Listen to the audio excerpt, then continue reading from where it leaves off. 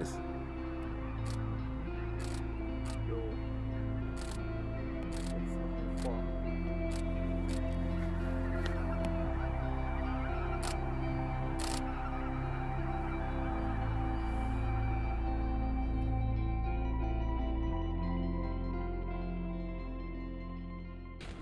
Moin und herzlich willkommen bei Stefan Goldenstein Wildlife Mit Simon Kise und Stefan Goldenstein. und Simon Kisi Wildlife, würde ich gerade sagen. Ja, genau. In Ostfriesland. In Ja. der Tierwelt. Im Wald. Auf YouTube. Wir hatten einen groben Plan, den haben wir, glaube ich, jetzt gerade ein bisschen durcheinander geschmissen. Nee. Also Aber- der grobe Plan ist, dass wir vom Sonnenuntergang, dann in der Dämmerung und quasi diese ganze spannende Schlafplatz-Einflugsperiode an einem Röhricht sind, das ich vor ein paar Tagen entdeckt habe, wo knapp 50.000 Stare zum Schlafen einfliegen. Und da wollten wir hin, mal gucken, ob die noch da sind. Und noch mal ein paar ganz coole videografische und fotografische Aufnahmen machen, right? Auf jeden Fall. Also da muss ich ganz ehrlich sagen, ich hab ja auch schon große Starentrupps gesehen, so ist ja nicht. Aber ich sag mal, über 2000 habe ich, glaube ich, noch nie gesehen. Und ich bin super gespannt auf die Flugformation. Ja. Ich glaube, das wird der absolute Wahnsinn. Also als ich das entdeckt habe, war es wirklich so, es sind Fahrradfahrer auf dem Radweg angehalten, weil sie so dachten, what the fuck, was ist das? Oh nein, die Und- Welt geht unter. Ja, wirklich. Und ich meine, Armageddon. dass mal Fahrradfahrer oder so sich für die Natur interessieren, kommt so selten vor. Ja. Also es war schon sehr beeindruckend. Aktiv waren die Vögel, aber leider hielten sie sich meist im Unterholz versteckt. Immerhin zeigte sich ein Gimpel recht exponiert. Er sang ein schönes Lied, um die Mädels zu beeindrucken.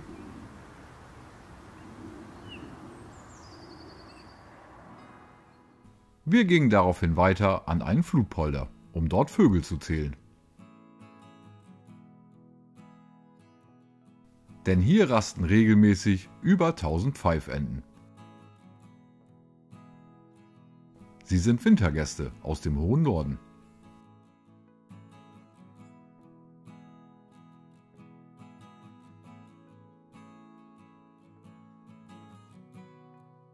Auch die Silberreiher sieht man fast nur im Winter bei uns.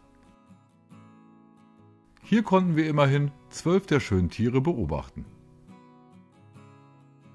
Auch Entenarten wie die Stockente, Krickente oder Reiherente rasteten hier. Sie alle nutzten den See als Schlafplatz für die Nacht. Nun kam langsam Nebel auf.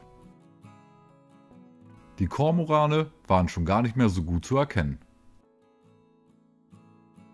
Auch die unzähligen Graugänse wurden langsam vom Nebel verschleiert.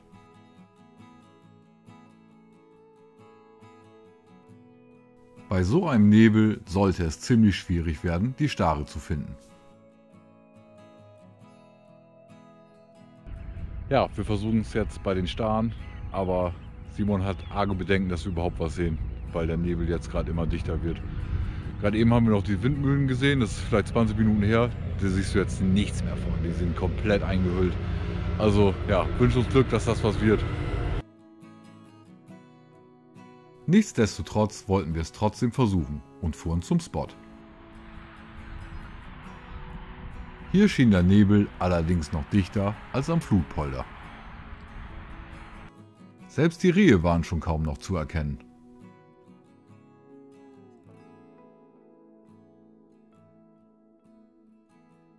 Der Mäusebussard suchte wegen der schlechten Sicht direkt vor seinen Füßen nach Nahrung.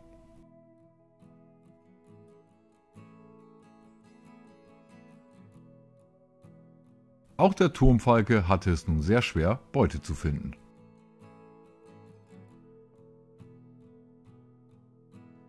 Die hier rastenden Blässgänse hatten hingegen gar keine Probleme, Gräser auf den Feldern zu finden. Wir liefen nun langsam zu unserem Zielort und verließen uns ganz auf unser Gehör.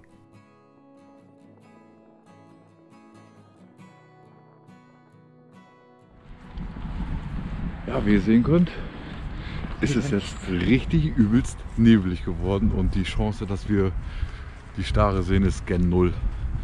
Aber wir wollen zumindest schon mal so ein bisschen die Wege scouten, wie wir hinkommen. Und das ist jetzt erstmal unser Ziel. Ja, also wir kommen dahin, wo wir hin wollen. Aber ein Starnspektakel zu sehen, ich weiß ja nicht. Ja, ich glaube, das wird heute auch nichts. Ich bin zu realistisch. Oh, da kommt, guck mal da. Das sind dann 300 und 400 für die Summe, aber 400 zu 40.000 ist so ein kleiner Unterschied. Mal Ja. gucken. Vielleicht werden das jetzt auch ein bisschen mehr. Immerhin sieht man das Gebiet von hier jetzt schon. Das ist gut. Die Stare hatten wir schon mal gefunden.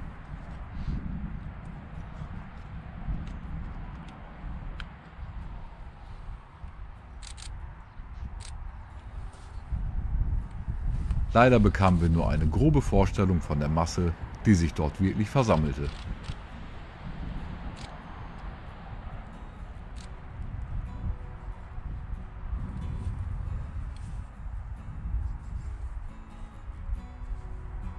Also wir sind jetzt am Starnspot angekommen und wir haben auch schon 2 abnormal große Trupps gesehen. Die fliegen hier auch hin und her.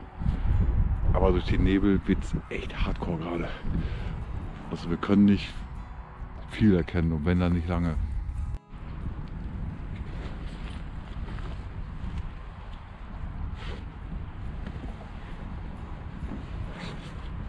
Oder ob das komplett unterschiedliche sind. Was genau die machen, ob die schon einfliegen ins Schilf, das sehen wir von hier auch nicht direkt. Ne.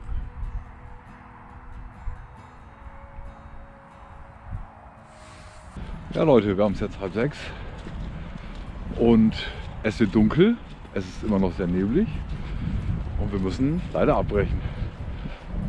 Ja, aber wir haben viele Stare gesehen, also so 20.000 Stück hast du ja geschätzt. Ich glaube gleichzeitig bis zu 20.000. Aber wir hatten die Vermutung, dass danach, da kamen immer wieder so Trupps mit 2.000, 3.000, dass das neue Trupps auch waren. Also Vögel, die wir vorher noch nicht gesehen hatten und die Gesamtzahl deutlich größer ist. Aber da es so neblig ist, ist es eigentlich unmöglich, das einzuschätzen. Wir wissen auch nicht, wie viele schon zum Schlafplatz geflogen sind, bevor wir hier waren, beziehungsweise einfach von der Seite kamen, die wir wegen dem Nebel nicht einsehen konnten. Also eher so ein Neujahr von mir. Schon cool, aber auch so ein Neujahr. Ja, wir müssen echt mal hergehen, wenn es klarer ist. Und man muss ja auch sagen, wo du vor ein paar Tagen hier warst, da war es ja relativ klar. Ja, total Und klar. dementsprechend waren die Stare auch später dran mit dem Schlafplatz und wir haben es jetzt ja, ist ja schon fast dunkel mittlerweile. Wobei die Uhrzeit ist gleich. Ja, obwohl die Uhrzeit gleich ist, ne? Zeigt Also, einfach nur, dass die Sonne jetzt natürlich nicht so gut durchkommt durch den Nebel. ja. Na gut, wir machen an einem anderen Tag weiter. Also bis gleich. Ein paar Tage später starteten wir direkt einen neuen Versuch. Ausgangsort war wieder der Flutpolder. Die vielen Pfeifenten waren jetzt ohne Nebel viel, viel besser zu erkennen.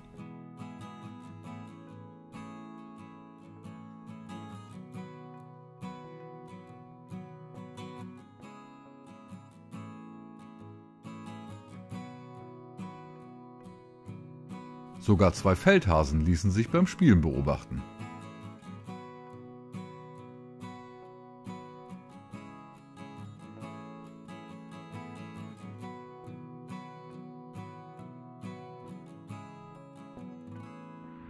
Bei bestem Wetter ging es dann wieder zu den Staren. Simon ging seiner Lieblingsbeschäftigung nach, denn er suchte wieder Sonderheiten zwischen den Gänsen. Weiterhin waren nämlich tausende Blässgänse anwesend, aber Sonderheiten gab es heute nicht. Auch hier trafen wir einen Feldhasen an. Ihn konnten wir in Ruhe beim Fressen beobachten. Nun begannen sich die Stare zu versammeln und wir hatten allerbeste Sicht.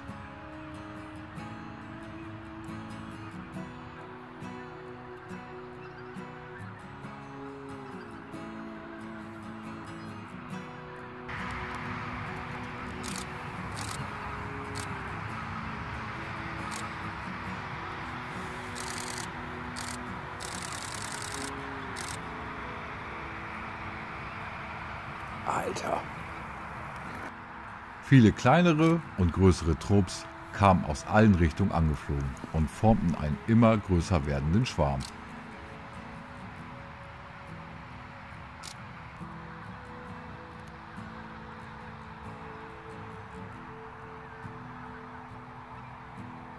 trainierter Trupp war. Oder ob das der da schon mit drin ist.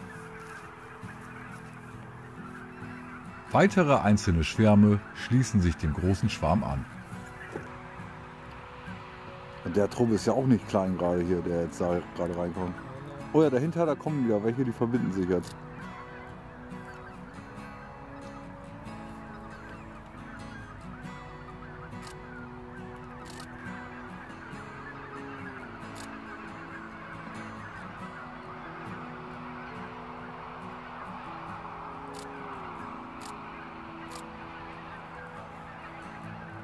Schnell wuchs der Schwarm auf über 20.000 Stare an.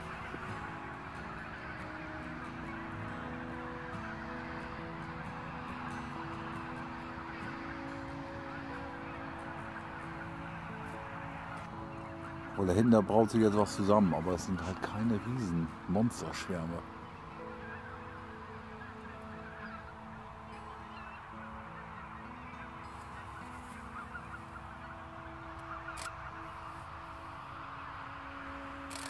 Also so langsam geht es hier richtig ab bei den Staren.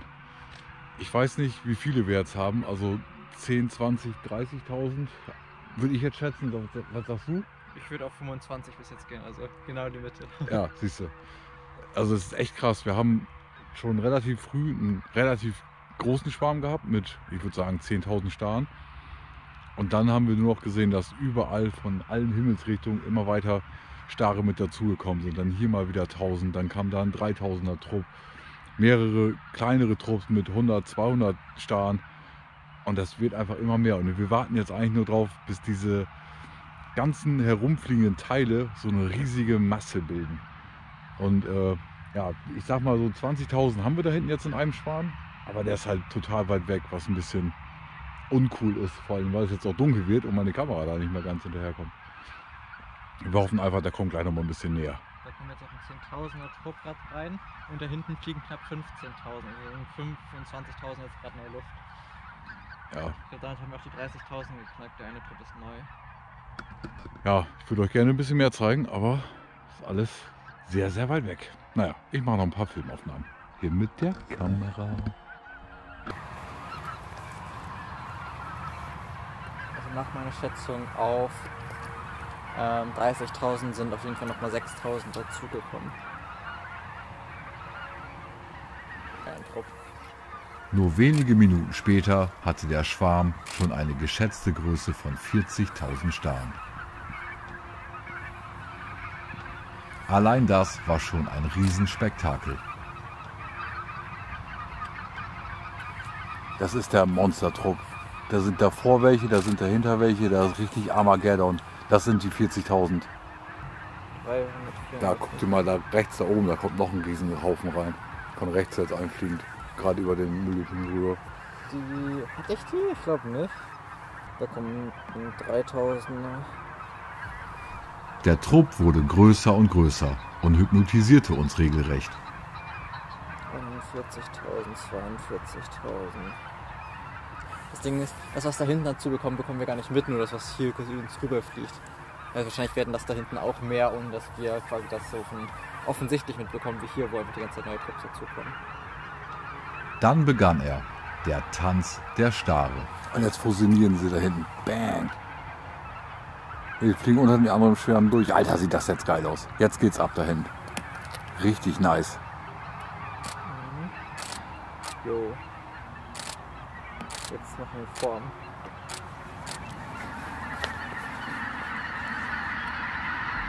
Jetzt gehen wir auf den Schlafplatz. Und da vorne die Gänse.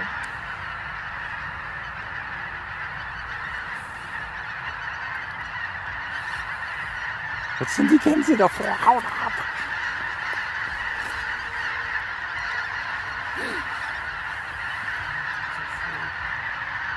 Jetzt haben sich die Stare gerade alle richtig verbündet und fingen da an, richtig kranke Formen zu machen. Und da ist der ganze Gänseschwarm auf einmal davor geflogen. Sind ja auch nur 4.000 Gänse oder so. Ja. Simon sagt mir, Alter, guck dir den Schwarm da hinten an. Jetzt geht's sowas von rund, ne, bei den Staren. Jetzt geht's richtig rund. Ich muss schnell Akku tauschen. Akku ist alle. Oh, jetzt geht's wieder los. Ja, es ist egal, wie die sich verdichten.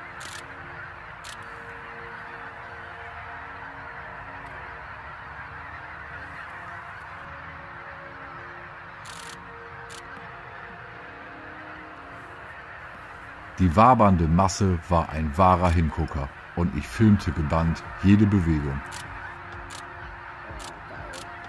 Den Vertreffen ist geil. Das ist jetzt ungefähr das, was ich gesehen habe, als ich mit dem Auto hier lang bin. Alter, guck dir diese Masse an.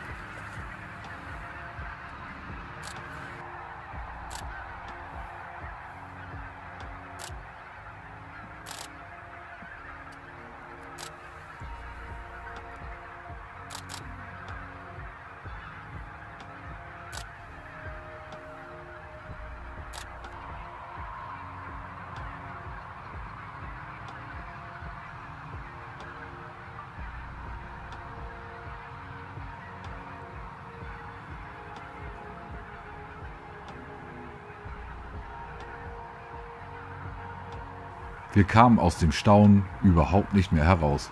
Wahnsinn!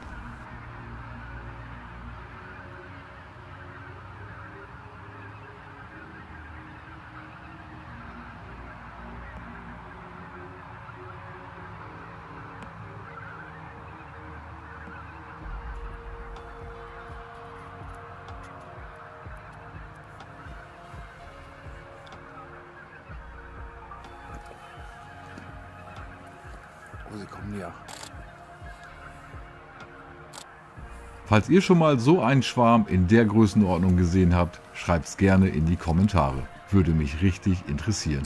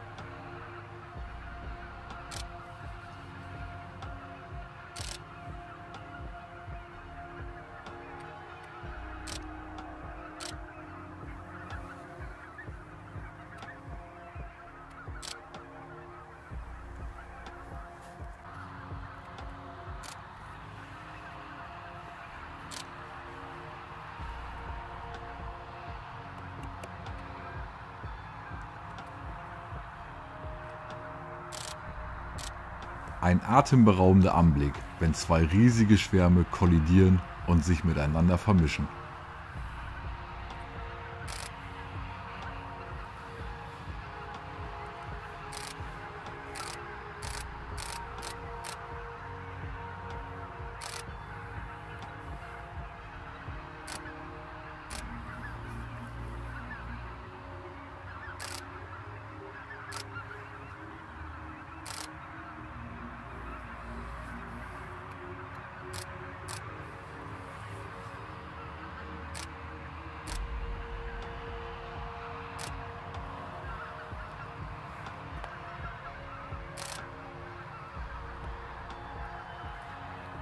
Immerhin sind 50.000 nicht zu hoch. Das hätte ich auf 5.000, 10.000, 25, 30, 35, 40, 45.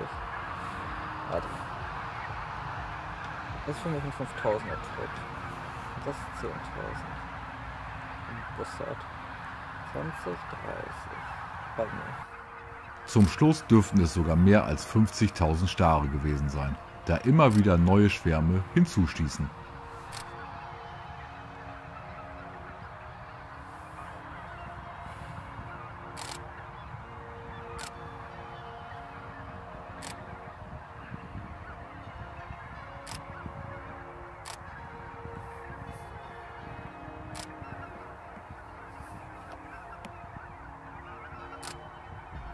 Wir entschieden uns für eine riskante Aktion und fuhren dem Schwarm entgegen. Ja, wir können es hier natürlich irgendwo an den Straßenrand stellen. Schlechte Straße. Fahrweise ganz zufrieden dafür ist. Ja, du fährst gut. Leider zahlte sich unser Mut am Ende nicht aus. Hochgepokert und nicht gewonnen. Wir haben noch bis vor wenigen Sekunden aus dem Auto raus die Stare komplett gesehen, also diesen Riesentrupp. Und dann, ich sag mal, während der letzten 10 Sekunden, wo wir dann angehalten sind, ausgestiegen sind, genau da hat sich dann der ganze Schwarm zum Pennen niedergelassen. Und jetzt sieht man gar keinen mehr. Scheiße, wir haben ja auf jeden Fall einen besseren Blick gehabt. Das konnten wir schon feststellen, aber ja, leider sind sie jetzt alle im Schilf und pennen gleich wahrscheinlich. Simon, müssen wir vielleicht nochmal ausprobieren. Müssen wir nur einen besseren Weg da nochmal finden, wo wir näher rankommen. Ja, jetzt wissen wir, was abgeht und wissen die Uhrzeiten. Das ist wirklich. Ja, müssen wir auf jeden Fall nochmal abchecken und dann gehen wir näher ran. Und dann ein bisschen eher, ein bisschen zu Fuß. Das wird schon.